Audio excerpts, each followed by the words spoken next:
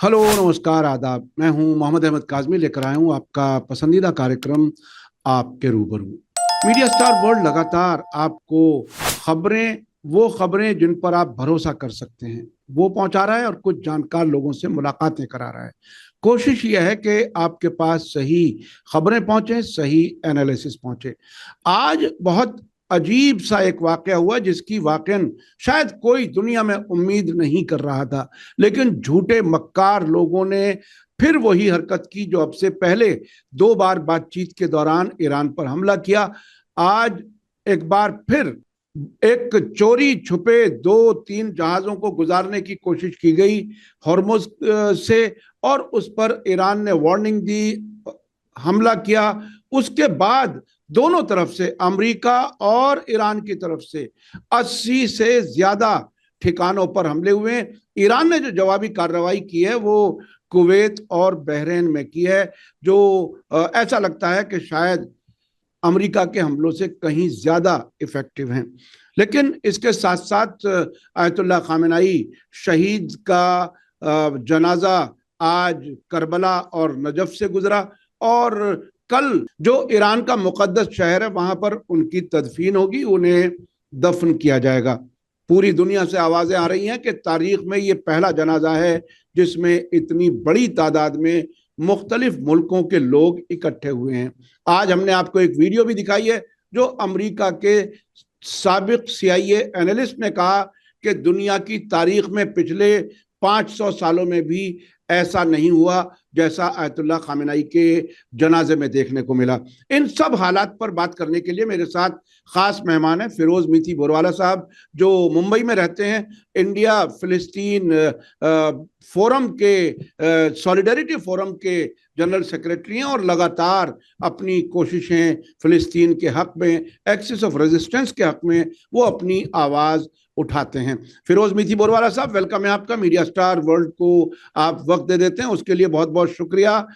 क्या आपको उम्मीद थी कि जनाजे के दफन होने से पहले अमेरिका और ईरान के बीच में फिर हमलों का आदान प्रदान, एक दूसरे पर हमले होंगे? क्या आपने उम्मीद की थी? और ये हॉर्मुज का मामला क्या है जिसमें एमओयू में बिल्कुल साफ कहा गया था कि ईरान के मैनेजमेंट में हॉर्मुज रहेगा? कैसे देख रहे हैं इन हालात को? जी काजमी साहब, बेसिकली अमेरिका और इजराइल बौखला गए हैं ये जनाजे के को देखकर। हम्म। मतलब ये हम सब, मतलब वी आर ऑल स्टन्ड, मतलब पूरी दुनिया स्टन हो चुकी है कि अयतोल्ला अली खामेनेई के लिए 1.5-2 करोड़ लोग 5-6 दिन के लिए लगातार सड़कों पे दिख रहे हैं। ये किसी भी इंसान के लिए नहीं हुआ। 500 साल नहीं, मैंने तो पूरे मानव ह्यूमैनिटी के इतिहास में इस किस्म एक दिन आए तो समझ में बात आती है, हम्म। मगर 5-6 दिन लगातार लोग इसी संख्या में, इसी जज्बे के साथ सड़कों पे है, ये तो कभी नहीं दिखा। हम्म। और उससे हुआ क्या कि ईरान, मतलब जो मैसेज था कि अयतोल्ला खामेनेई डिक्टेटर है, अनपॉपुलर है, लोग उससे नफरत करते हैं। या तो ट्रम्प बोल रहा है कि भाई ये तो हमको, मुझे पता नहीं था कि वो इतने पॉपुलर है, मुझे तो पता है कि उससे नफरत होती है। हम्म। तो वो वो तो बोल रहा है कि मैं मरूंगा तो और भी लोग आएंगे, उसके मरने पे तो उसकी बीवी तक भी आएंगी, वो अलग मुद्दा है। तो पॉइंट इज के इसका जवाब फिर को लगा कि कुछ देना होगा, क्योंकि इसमें सऊदी और ये सब कंट्री भी बौखला गए, उनके चेहरे से दिख रहा है। आए तो सही, मगर इतना, मतलब ये, और ये पूरे वेस्ट एशिया में इसका इम्पैक्ट है, पूरी दुनिया में इसका इम्पैक्ट है। ये सभी इसको मैं तो देख रहा हूँ कि पहली बार, मतलब वेस्टर्न चैनल भी इसको कवर कर रहे हैं, ये सभी उसका दिखा रहे हैं। इसको तो काउंटर करना था, मुझे लगा था कि, और वो कि आतंकवादी हमला नहीं कर सकते, हम्म। आईसिस और अलकायदा या कोई कुर्दिश ग्रुप से हमला करवा दे, वो भी नहीं हो पाया। उन्होंने अगर कोशिश भी की होगी, इसराइल ने तो सोचा था कि शायद हसन नसरा के टाइम भी बॉम्बिंग हो जाए, हम्म। मगर वो करते तो बहुत ही ज्यादा अनपॉपुलर हो जाते और लोग शहीद होने के लिए तैयार थे। ईरानी लीडर्स भी शहीद होने के लिए तैयार है, वो तो हमको पता, और उससे और भी ताकत होती है। तो फिर उन्होंने ये प्रॉब्लम क्रिएट किया है। पहले तो ये समझ ले कि ईरान इसमें लीगली किधर रहा है, फिर हम लोग प्रॉब्लम की तरफ आते हैं। जो एमओयू बना है उसमें जो पॉइंट नंबर 5 है, ये पहले पढ़ ले। ट्रंप ने जो साइन किया, ठीक है, और ईरान ने जो साइन किया, Iranian sovereign administration of the state of Hormuz. Iran हम्म। का पूरा सॉवरेन, उसका पूरा अधिकार है कि वो स्ट्रेट ऑफ हॉर्मुज पे पूरा अपना कंट्रोल करे, नंबर वन। 7 दिन की 60 डेज के लिए फ्री पैसेज होगा, कोई टोल नहीं लिया जाएगा। मगर जब अग्रीमेंट हो जाएगी 60 डेज के लिए, उससे आगे भी हो सकता है, उसके बाद जो ट्रांजिट फीस है, टोल बोलो या जो भी मैनेजमेंट की फीस है, वो ईरान ले सकता है। ये तो जो ट्रंप ने साइन किया है, ठीक है। अभी वो साइन करके फंस चुका है, क्योंकि इतना दे दिया है उन्होंने और ईरान ने अपना हक्का लिया। ईरान को अमेरिका का कोई नुकसान नहीं, अमेरिका का स्ट्रेट ऑफ हॉर्मुज से कोई लेना देना नहीं, ना उसे यहाँ का कोई तेल जाता है, ना उसको यहाँ कुछ, मतलब वो कर क्या रहा है इधर, वो अपना गल्फ ऑफ मेक्सिको संभाल, ठीक है। तो हुआ क्या कि ईरान ने और ओमान ने, क्योंकि वो 24 नॉटिकल माइल्स का स्ट्रेच है, बहुत ही नैरो है, और वो 12 नॉटिकल माइल्स तो हर कंट्री का अपना अधिकार होता है इंटरनेशनल वाटर का। पहले ईरान कोई हॉर्मुज को कंट्रोल नहीं करता था, खुला था, मगर आज ईरान को कंट्रोल करना होगा, क्योंकि अमेरिका की नेवी, डिस्ट्रॉयर्स, एयरक्राफ्ट कैरियर्स इस इलाके में आएंगे तो ईरान को नुकसान है, खतरा है।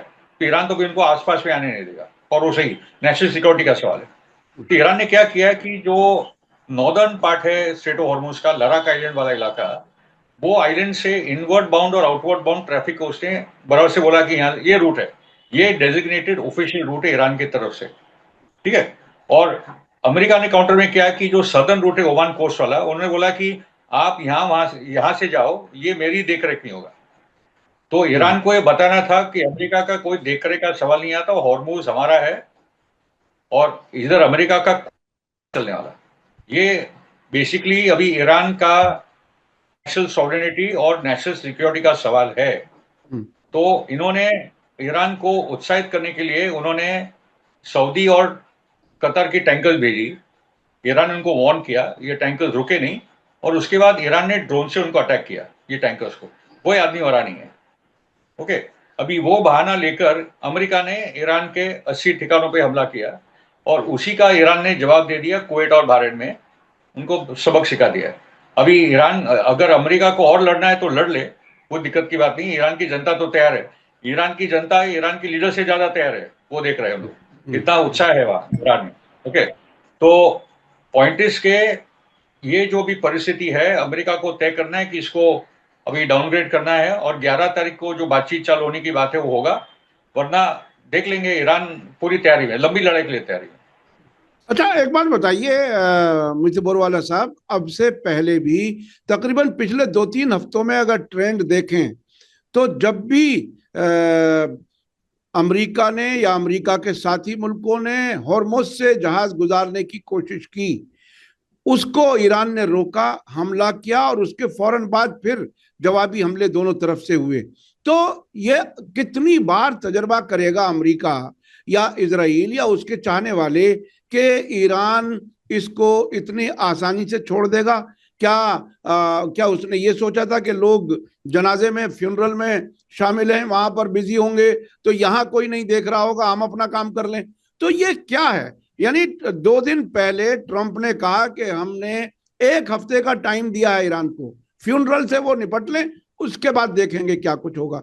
क्या क्या ये इतना हल्का मान रहे हैं ईरान को?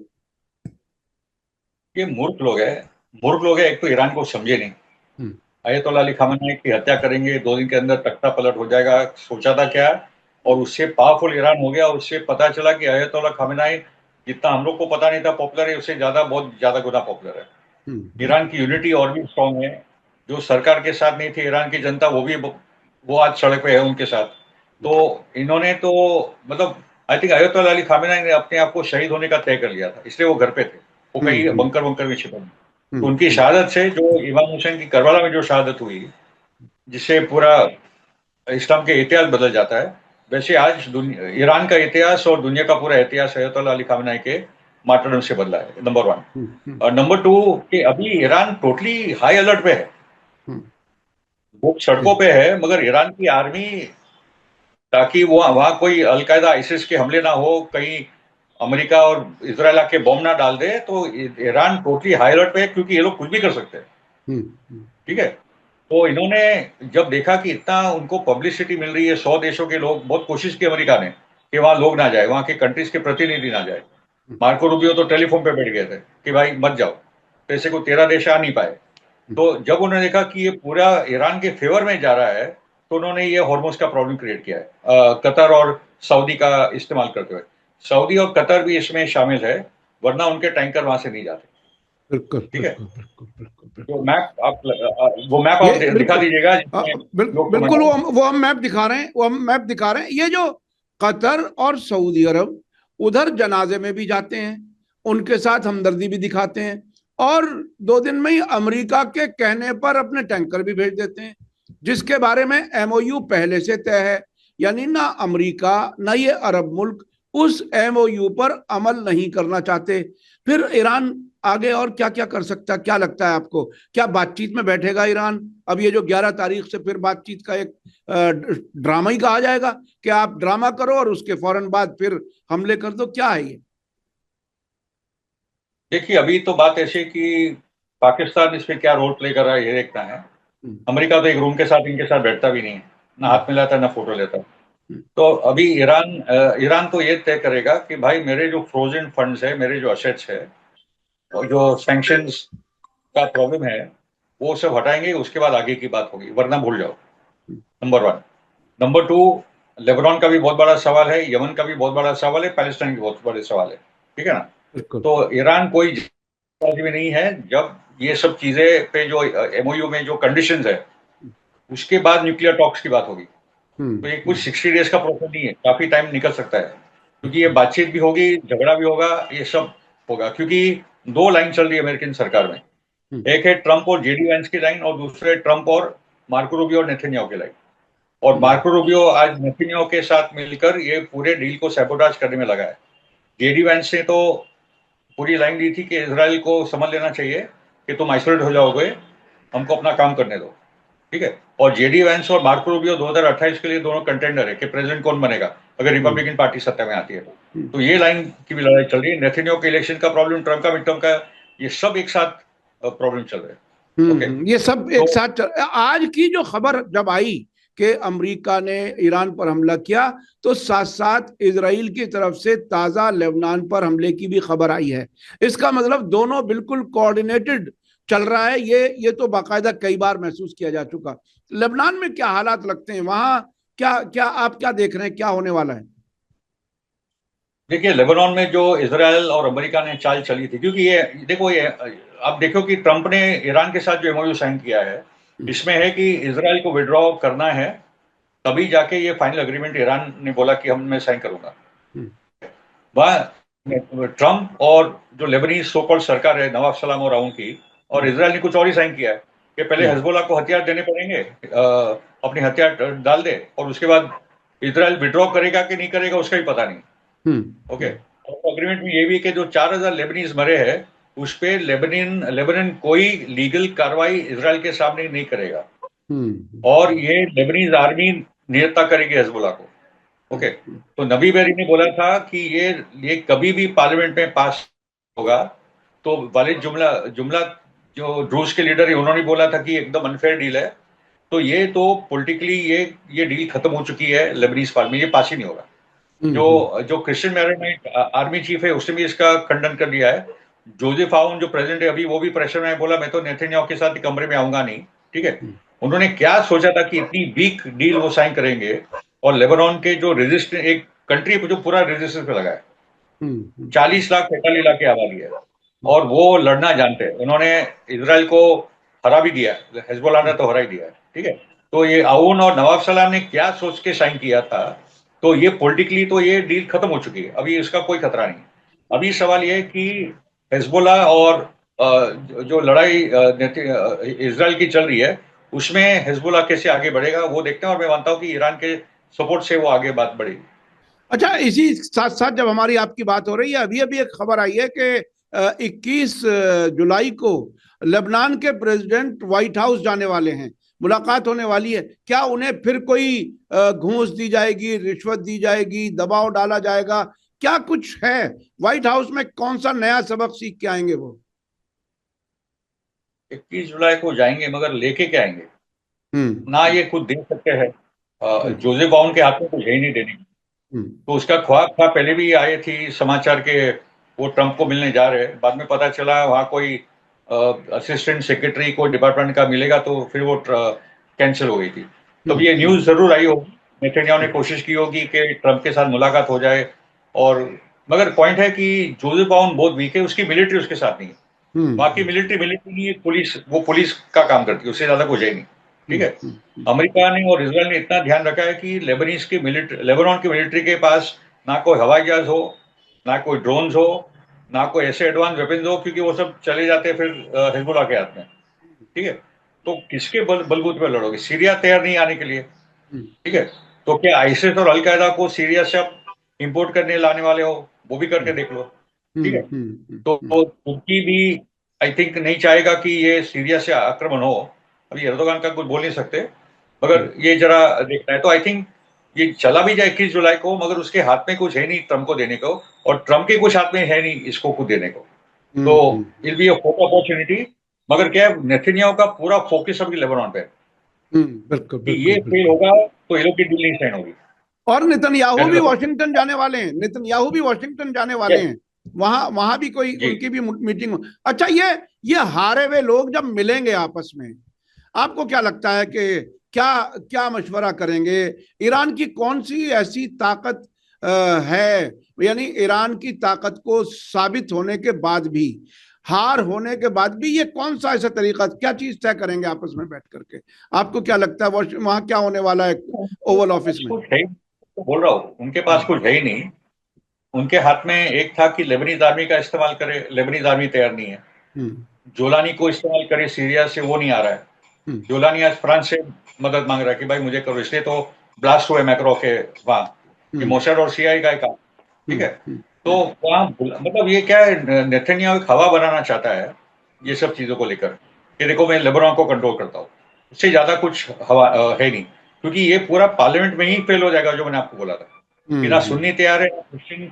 एक तबका क्रिश्चियंस का तैयार है जो आउन के साथ है, मगर जो बड़ा ब्लॉक है फ्री पेट्रियोटिक मूवमेंट, मिशेल आउन वाला, वो ब्लॉक भी तैयार नहीं है। तो हम्म और आप देखो नेतन्याहू ने भी क्या अनाउंस किया था कि साउथ लेबनान में कुछ क्रिश्चियन गांव है जिन्होंने कहा कि इजराइल हमको आके ले लो, और वो क्रिश्चियन गांवों ने मना किया कि उन्होंने ऐसा कुछ बोला।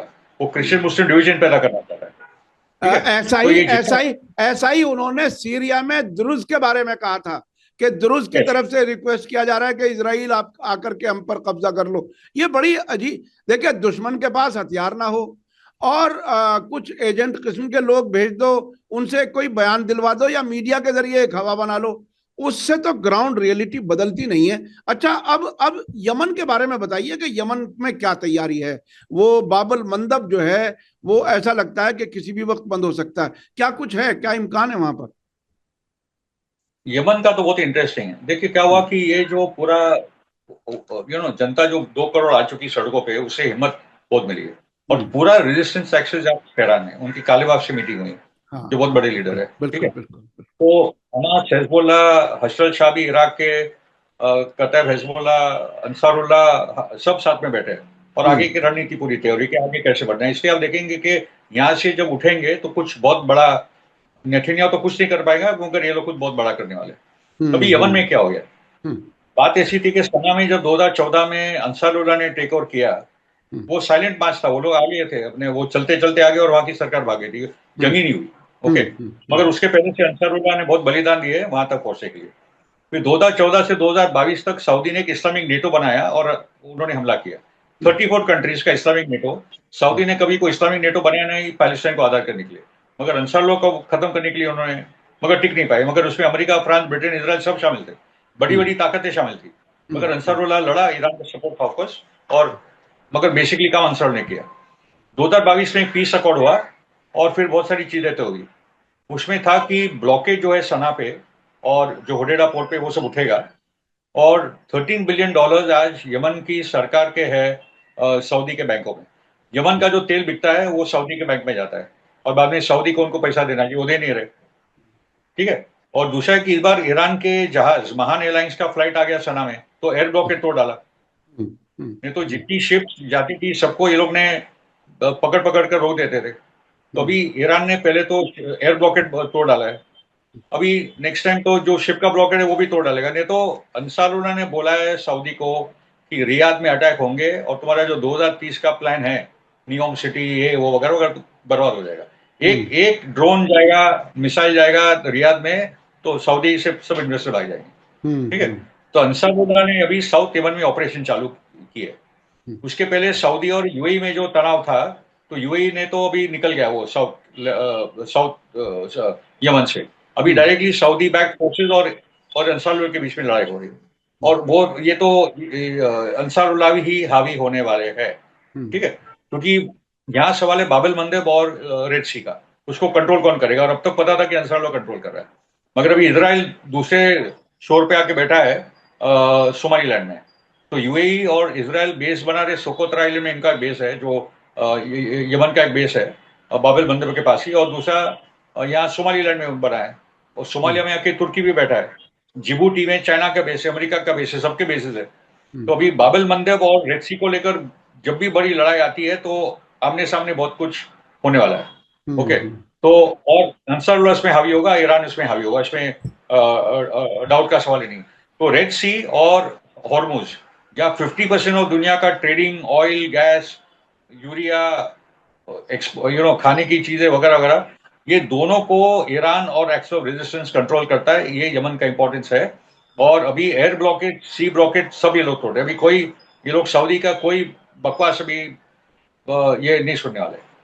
अभी ये जीसीसी पीसीसी सब डर गए कि भाई अभी तो जाते हैं वहां माथा टेकने के लिए भी, और बाद में यहाँ ये बाकी के भी ड्रामा अमेरिका के साथ भी मिलकर करते हैं।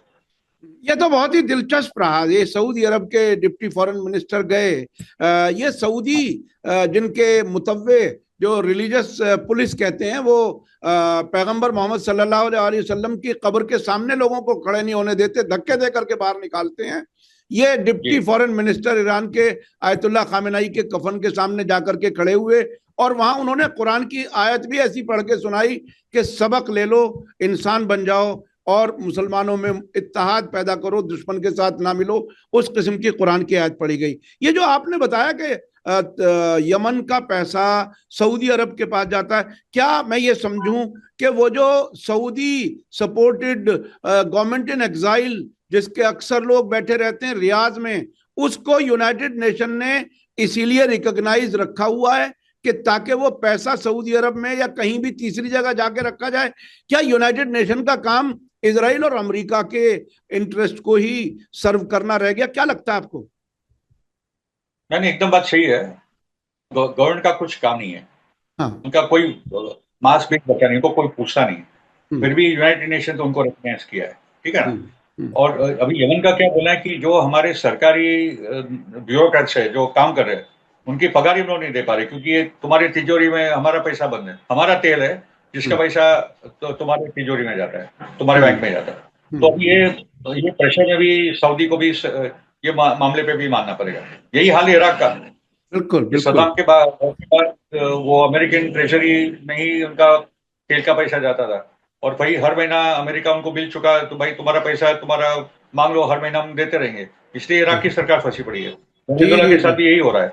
बिल्कुल यही बिल्कुल हो रहा बिल्कुल है। बिल्कुल, वो उसी तरह से और पैसे पर कब्जा करते हैं, नेचुरल रिसोर्सेज पर। अच्छा, अब एक बड़ी ये खबर आ रही है। अब एक बड़ी खबर आ रही है, कल टाइम्स ऑफ इसराइल ने खबर दी कि हमास गाजा में सरकार छोड़ने के लिए तैयार हो गया, और वो जो गाजा बोर्ड, पीस बोर्ड जो बना है, उसकी टेक्नोक्रेट की सरकार बनाने के लिए रास्ता साफ हो गया। हालांकि हमास की तरफ से ऐसा बयान अभी तक सामने नहीं आया, कंफर्म नहीं हुआ। आपके कुछ पर्सनल कॉन्टैक्ट्स हैं उस इलाके में, आपके पास क्या मालूमात है इसके बारे में? नहीं, एक्चुअली अभी ये बात आ रही है, हमास वो छोड़ने के लिए तैयार है, और उसके कुछ कारण भी है। ठीक है। उसका बोलना है कि हमारे बहाने तुम लोगों को हमारे मारते रहते हो। हाँ। सीज फायर के बाद भी हमारे 1,000 लोग मरे हैं। ठीक है, हम लोग हमारी सरकार छोड़ते हैं। जो ट्रम्प पीस बोर्ड में जो प्लान था एक टेक्नोक्रेटिक सरकार का, जिसका पैलेस्टाइन अथॉरिटी के साथ संबंधों का, हम लोग उसको हैंड ओवर करने के लिए तैयार है। मगर जो ब्यूरोक्रेसी रहेगी, जो ऑलरेडी अफसरशाही थी, जो लोग नौकरी पे लगे थे गाजा में, वो अपनी जगह पे रहेंगे। ठीक है। और हमारे से कहा कि इसका मतलब नहीं कि हमारे हथियार छोड़ने के लिए तैयार है। ओके, वो तो सवाल ही नहीं आता। हम हथियार तभी देंगे जब पैलेस्टाइन बनेगा, और जो पैलेस्टाइन की सरकार बनेगी तब हम उनको हथियार दे देंगे। मगर अभी कोई सवाल नहीं आता। ओके, तो बहुत समझदारी की बात कर रहे हैं। और अमेरिका तैयार है, मगर इसराइल नेतन्याहू उसका भी विरोध कर रहा है कि हम लोग पैलेस्टाइन अथॉरिटी को गाजा में जाने नहीं देंगे। तो कोई भी किस्म का बेसिक सॉल्यूशन ही नेतन्याहू नहीं चाहता, ना गाजा में, ना वेस्ट बैंक में, ना लेबनान में, ना सीरिया में। सब जगह वो अपनी मनमानी दादागिरी कर रहा है। और point is, I tell you कि इजराइल, नेतन्याहू एक्चुअली क्या क्या गलतियां कर रहा है जिसके कारण इजराइल को नुकसान हो रहा है। ओके। जी जी जी, और बिल्कुल। एक जूइश रैबी ने भी ये बयान दिया कि आज जो एंटी इजराइल फीलिंग है पूरी दुनिया में, वो नेतन्याहू के कारण है। ठीक है।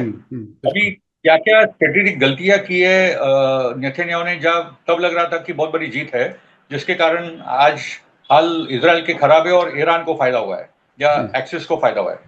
नंबर वन, उसने जो 2015 में जो जेसीपीओ यूएस ईरान डील खारिज करवा दी, आज ट्रंप उसके लिए तरस रहा है।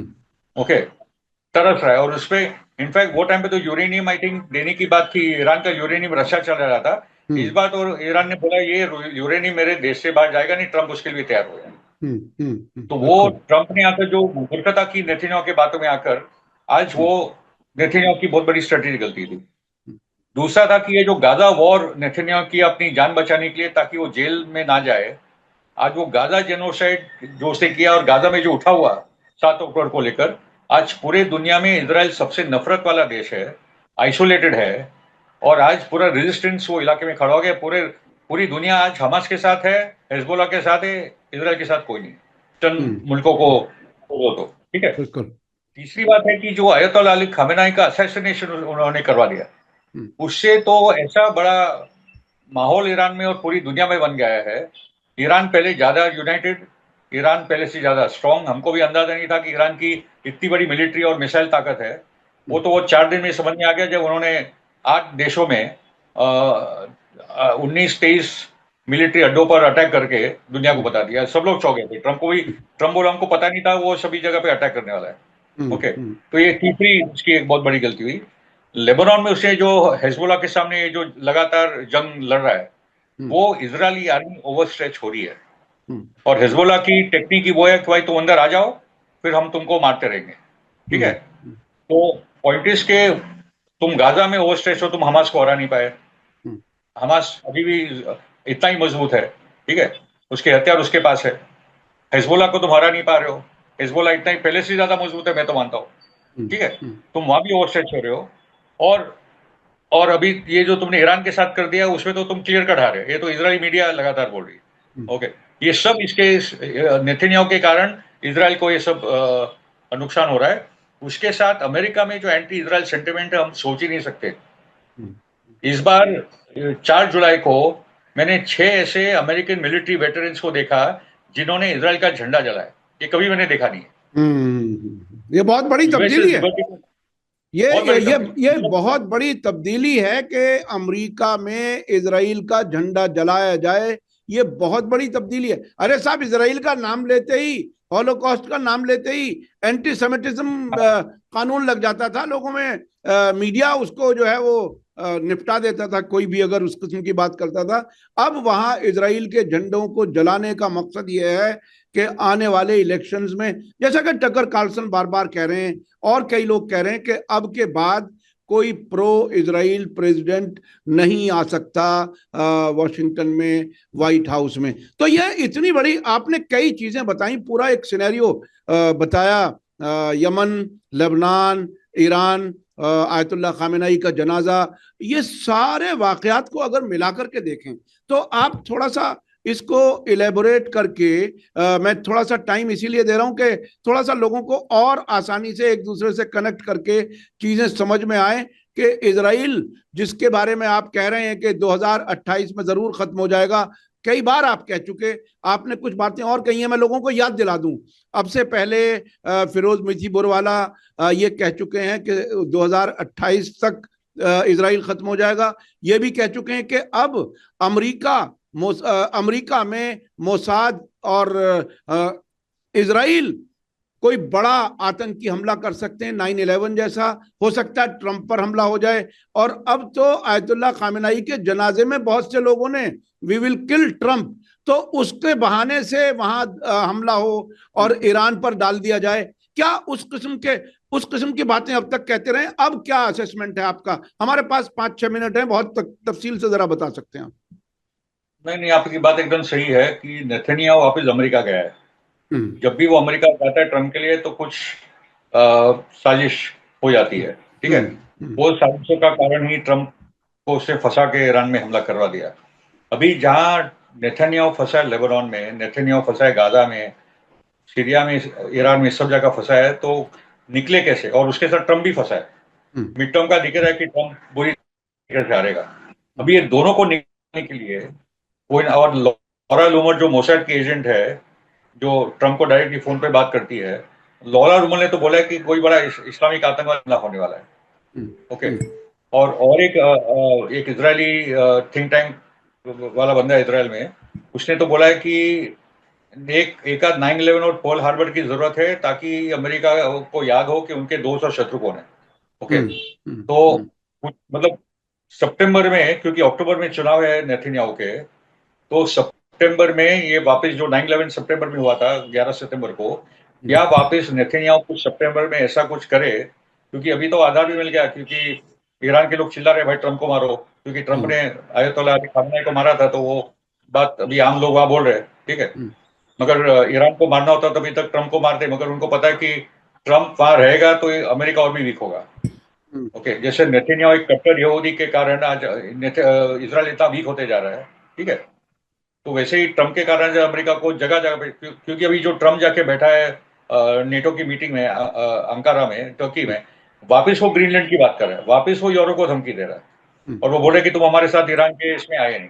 तो अभी भी वो दूरी, मतलब दूरी धक्का मार रहे हैं यूरोप को, ये अपने लिए हम्म, अच्छी बात है।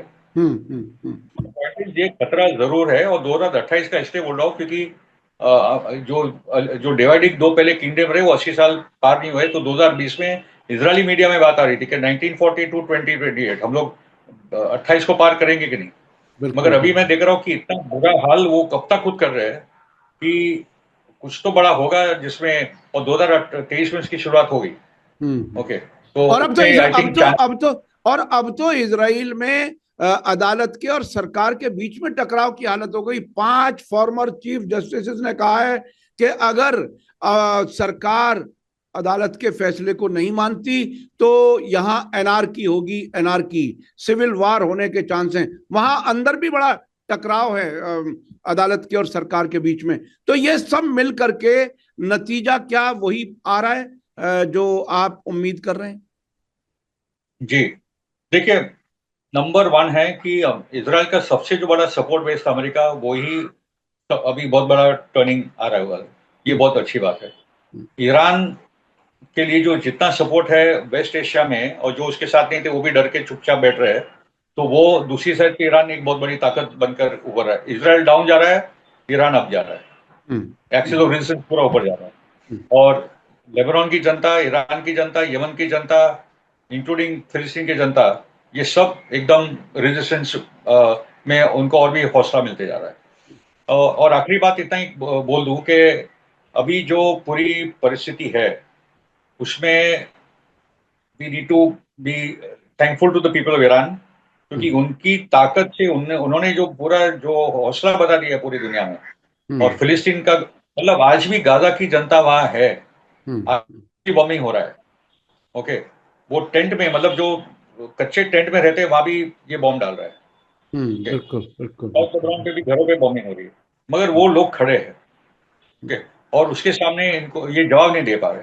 मतलब इसराइल इतना, मतलब कोर्ट ने इस बार क्या बोला था, इजरायली कोर्ट ने क्या बोला था कि हम्म, जो रेड क्रॉस है, जो ह्यूमन राइट्स ग्रुप्स है, उनको इसराइल के जेल में आने दो और उनको वहां के प्रिजनर्स के साथ बात करने दो। हम्म, मगर वो इतना बुरा हाल कर रही है कि वहां की मेंबर ऑफ पार्लियामेंट बोल रही है कि वो आएंगे तो हमारा पोल खुल जाएगा, तो उनको आने मत दो। ये इतनी सिंपल बात है, कोई बड़ी बात नहीं है। बिल्कुल ठीक है। बिल्कुल बिल्कुल। तो ये पूरा डिविजन इजरायली सोसाइटी में, they don't know what to do any more. Hmm, army weak होती जा रही, क्योंकि उतने फ्रंट पे वो लोग लड़ नहीं पाएंगे। हम्म, हम्म, ओके। और अगर ये लोगों ने ईरान पे कोई बड़ा हमला कर ही दिया, पूरे वॉर में हो गया, तो बच्चा कुचा जो इजराइल है वो भी खत्म हो जाएगा। बचा कुचा जो इजराइल है वो भी खत्म हो जाएगा। ये बहुत बड़ी एक तरह से सिचुएशन बन रही है। बहुत बहुत शुक्रिया फिरोज मीठी बोरवाला साहब। आपसे जब भी बात करते हैं बहुत सी ऐसी मालूमात सामने आती है जो मीडिया में कहीं नजर नहीं आती, लेकिन आपने जिस तरह से आप उस यकीन के साथ कह रहे हैं कि 2028 तक या उससे पहले इजराइल खत्म हो जाएगा, उसकी वजह है, और वो बार बार जिस तरह से गलतियां की हैं, जिन गलतियों को आपने गिनवाया, 2015 में ईरान न्यूक्लियर डील से अमेरिका को हटवाना, उसके बाद गाजा में कत्लेआम करना, उसके बाद आयतुल्लाह खामेनेई को शहीद करना, असैसिनेशन करना, और लेबनान में हिजबुल्लाह के सामने लड़ते रहना, इस सब से नतीजे उन्हीं के लिए बहुत खराब आ रहे हैं। खुद अमेरिका अब कुछ आगे आगे इलेक्शन में और ज्यादा बिजी हो जाएंगे ट्रंप, और वो जान छुड़ा करके भागेंगे, वो हालात भी सामने नजर आ रहे हैं। बहुत बहुत शुक्रिया फिरोज मिर्जी बोरवाला साहब। ट्रंप को खतरा है, ट्रंप को जान का खतरा है। अमेरिका में मोसाद आतंकवादी हमला करवा सकता है, ये सबको समझ लेना चाहिए, क्योंकि नेतन्याहू के पास अभी ज्यादा स्पेस बचा, वो कोई बड़ा काम करेगा। ट्रंप के लिए बहुत बड़ा खतरा है इजराइल की तरफ से, इजराइल की तरफ से खतरा है, बताया जाएगा ईरान का, लेकिन होगा इजराइल का, ये इम्कान आप बता रहे हैं। बहुत बहुत शुक्रिया फिरोज साहब। मैं अपने दर्शकों से कहूंगा आज का वीडियो आपको कैसा लगा कमेंट्स में जरूर लिखें, और ज्यादा से ज्यादा लोगों तक शेयर करें। इसी के साथ मुझे दीजिए इजाजत। धन्यवाद, शुक्रिया। जय भारत, जय हिंद। हमारे चैनल मीडिया स्टार वर्ल्ड को सब्सक्राइब कीजिए और बेल आइकॉन दबाइए, ताकि हमारी हर नई वीडियो का नोटिफिकेशन आपको सीधे मिलता रहे। अगर आपको हमारी खबरें पसंद आती हैं तो उन्हें अपने व्हाट्सएप, इंस्टाग्राम, फेसबुक और ट्विटर अकाउंट्स पर शेयर करना ना भूलिए, ताकि और लोग भी हकीकत से वाकिफ हो सकें।